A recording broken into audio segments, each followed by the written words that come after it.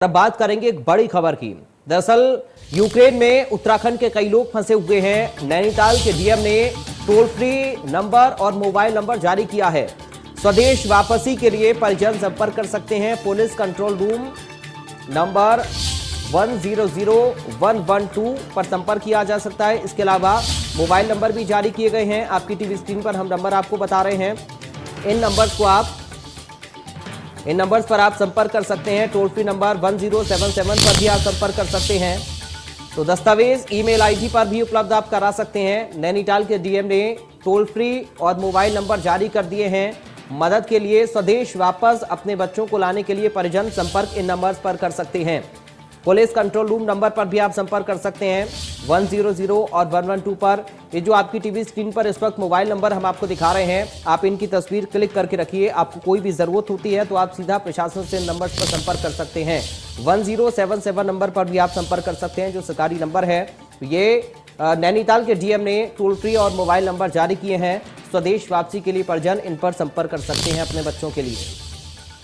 रूस और यूक्रेन के बीच युद्ध बढ़ गया है। दोनों ही देश एक दूसरे की सैन्य शक्ति को भारी नुकसान करने का दावा कर रहे हैं और इन सब के बीच वहां रह रहे भारतीयों की स्वदेश वापसी की कोशिशें भी चल रही हैं। लेकिन हवाई सेवा बंद होने से उनकी वापसी में देर हो रही है। उत्तराखंड के भी कई छात्र छात्राएं वहां पर फंसे हुए हैं। अधिकांश छात्र छात्राएं वहां मेडिकल की पढ़ाई के लिए गए हैं। रुद्रप्रयाग जनपद के अगस्तमुनि ब्लॉक के एक छात्र और एक छात्रा और उखीमठ ब्लॉक के एक छात्र और एक छात्रा के यूक्रेन में फंसे होने की जानकारी मिल रही है और ये सभी वहां पर मेडिकल की पढ़ाई कर रहे हैं। पुलिस प्रशासन ने बताया कि अगर किसी का कोई परिजन वर्तमान में यूक्रेन में किसी भी कार्य के लिए गया हुआ है तो संबंधित व्यक्ति के संबंध में पूरी जानकारी डायल 112 और पुलिस कंट्रोल कक्ष रुद्रप्रयाग के नंबर 7579257572 पर उपलब्ध करा सकते हैं।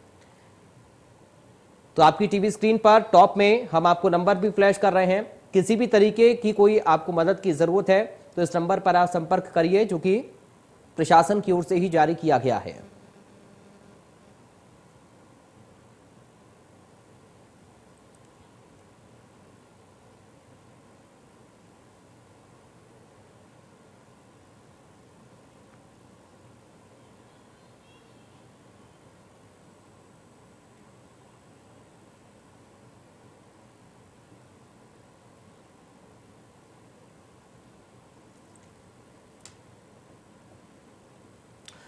उत्तराखंड के पूर्व सीएम हरीश रावत अपने 2 दिवसीय दौरे पर वाराणसी में पहुंचे। इस दौरे के दूसरे दिन उन्होंने महानगर कार्यालय में एक प्रेस वार्ता की। इस प्रेस वार्ता में उन्होंने यूक्रेन रूस मामले पर केंद्र सरकार का और प्रधानमंत्री का रुख सामने लाने की बात कही। उन्होंने कहा कि केंद्र सरकार ने यूक्रेन रूस को लेकर कोई साफ रुख नहीं अख्तियार किया है। उन्होंने बढ़ती हुई महंगाई पर कहा कि हो सकता है कि आने वाले दिनों में मौजूदा सरकार यूक्रेन के हालातों को बढ़ती हुई महंगाई का कारण बता सकती है, क्योंकि उसके पास इसके लिए कोई बेहतर नीति नहीं है।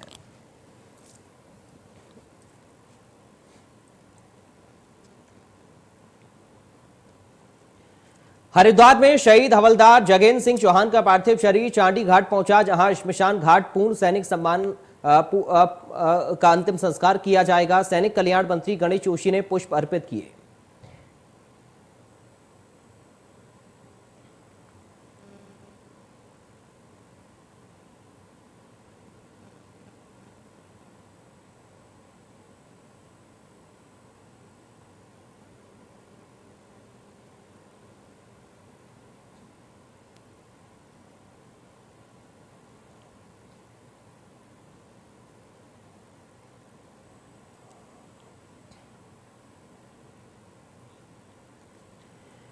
यूक्रेन पर रूस के हमले के बाद यूक्रेन में फंसे लक्सर के छात्र को लेकर परिवार चिंता में है। हरिद्वार के लक्सर निवासी संजीव शर्मा व उनका परिवार बेहद परेशान है।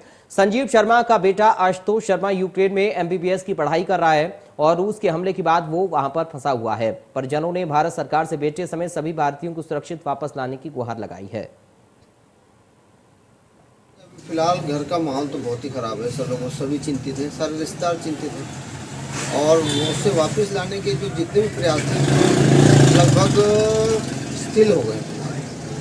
क्योंकि पहले अप्लाई किया ऑनलाइन, तो ऑनलाइन अप्लाई का तो कोई जवाब आया नहीं वहाँ से। अभी इंडियन गवर्नमेंट क्या फैसला मिलेगी इसका तो कुछ पता नहीं, लेकिन चिंता बहुत ज़्यादा है। तो बच्चा आएगा कैसे ये कुछ पता नहीं। वहाँ अभी जो बच्चे से बात हुई है तो वो कह रहे हैं एयरपोर्ट भी, एक तो एयरपोर्ट उड़ा दिया उन्होंने, एक बंद कर लिया, लगभग कब्जे में है। और वहाँ की जो पब्लिक ट्रांसपोर्टेशन है लगभग सब बंद हो गई। ये अभी फिलहाल घर यूक्रेन और रूस के बीच छिड़ी जंग को लेकर वहां पर रह रहे देहरादून के छात्रों के परिजन भी चिंतित हैं। कुछ छात्रों के अपने परिजनों से मोबाइल पर बात भी हुई है, जिन्होंने वहां फिलहाल ठीक होने की बात कही है, लेकिन आज सुबह जो तस्वीरें सामने आई उसने परिजनों को डरा दिया। राजकीय जिला कोरोनेशन अस्पताल में वरिष्ठ बाल रोग विशेषज्ञ डॉक्टर डीपी जोशी ने बताया कि यूक्रेन में बिगड़ते हालात के चलते उनका परिवार चिंतित है। आज अपने बेटे अक्षत जोशी से मोबाइल पर बात हुई थी। अक्षत ने बताया कि इमरजेंसी लगने की वजह से मॉल आदि में भीड़ है।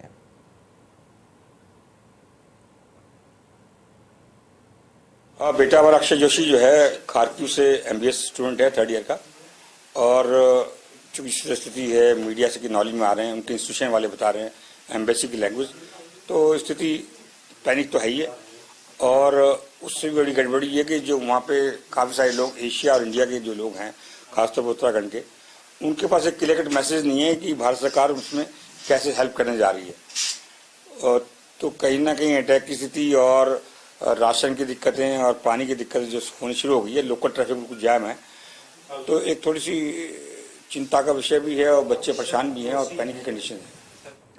रूस और यूक्रेन के बीच युद्ध चल रहा है, वहां रह रहे भारतीयों को वापस स्वदेश लाने की कोशिशें चल रही हैं और इस बीच उत्तराखंड के छात्र भी वहां फंसे हुए हैं। मुख्यमंत्री पुष्कर सिंह धामी ने यूक्रेन में रह रहे उत्तराखंड के लोगों की सुरक्षा के संबंध में राष्ट्रीय सुरक्षा सलाहकार अजीत डोभाल से फोन पर वार्ता की। डोभाल ने कहा कि भारत सरकार यूक्रेन में रह रहे सभी भारतीयों की सुरक्षा सुनिश्चित कर रही है। देश वापस लौटने के इच्छुक भारतीयों की सुरक्षित वापसी के लिए हरसंभव प्रयास किए जा रहे हैं। उन्होंने मुख्यमंत्री को यूक्रेन में रह रहे उत्तराखंड के छात्रों और अन्य लोगों की सुरक्षा के प्रति आश्वस्त किया। पास जो आंकड़ा आया है वो 92 का आया है।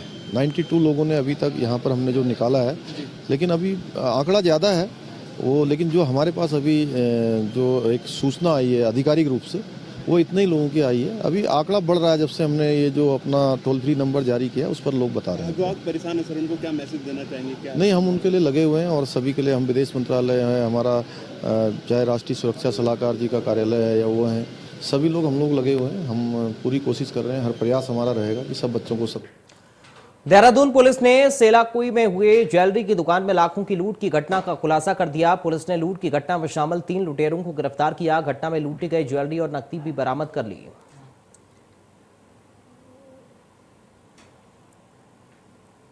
फरवरी को एक सराफ के यहाँ पर लूट की घटना हुई थी, जिसमें कि मुकदमा पंजीकृत किया गया था और जो वादी ने बताया था कि 2 अभियुक्त दुकान में घुसकर मैन हैंडलिंग भी की गई और उनके द्वारा वहां पर लूट कारित की गई, जहां जिनके के द्वारा वहां पर जो कैश पड़ा था और जो सोना चांदी था उसको लूट कर ले जाया गया। इसके बाद हमारे द्वारा विभिन्न टीमें बनाई गई, हमारी एसओजी की टीम बनाई गई और वहां पर हमने सारा मुखबिर तंत्र को भी आगाह किया। तो उससे जो हमको लीड्स मिली, जो हमने सीसीटीवी भी देखे, सेल साइड भी देखा, तो उससे काफ़ी हमको सुराग मिले, जिन सुरागों के बेसिस पर हम जो मेन अभियुक्त हैं उन तक पहुंचे और आज हमने 3 अभियुक्तों को।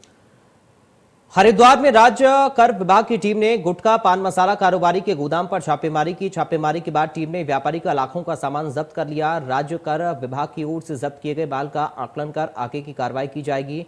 राज्य कर विभाग की छापेमारी से गुटखा व्यापारियों में हड़कंप मचा हुआ है। एसजीएसटी डिपार्टमेंट की ज्वाइंट कमिश्नर सुनीता पांडे ने बताया कि ज्वालापुर स्थित दीपक सेल्स नाम के कारोबारी की बड़े पैमाने पर टैक्स चोरी किए जाने की सूचना मिल रही थी, जिस पर टीम ने साक्ष्य जुटाकर छापेमारी की। विभाग की ओर से आगे भी इस तरह की कार्रवाई जारी रहेगी।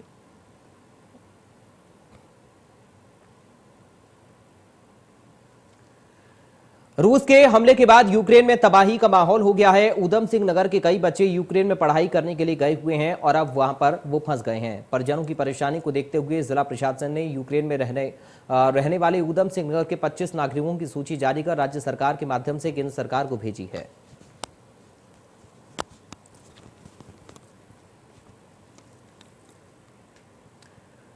प्रयागराज में उत्तर प्रदेश चुनाव के लिए प्रचार करने गए कांग्रेस के वरिष्ठ नेता हरीश रावत ने यूपी के साथ साथ उत्तराखंड में भी बीजेपी की हार की भविष्यवाणी की थी। साथ ही भगवा पार्टी पर कटाक्ष करते हुए रावत ने तर्क दिया था कि चुनाव में पार्टी की हार के बाद वो उत्तराखंड में एक कुटिया बनाने के लिए यूपी के सीएम योगी आदित्यनाथ को एक भूखंड की पेशकश करेंगे, जिसके बाद से ही उत्तराखंड राज्य में बयानबाजी का दौर जारी है।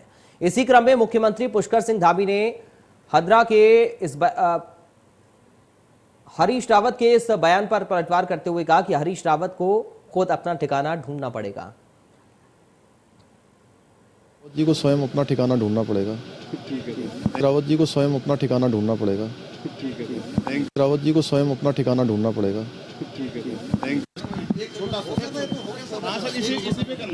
चलो। तो फिलहाल देवभूमि लाइव से मुझे दीजिए इजाजत। आप देखते रहिए इंडिया न्यूज।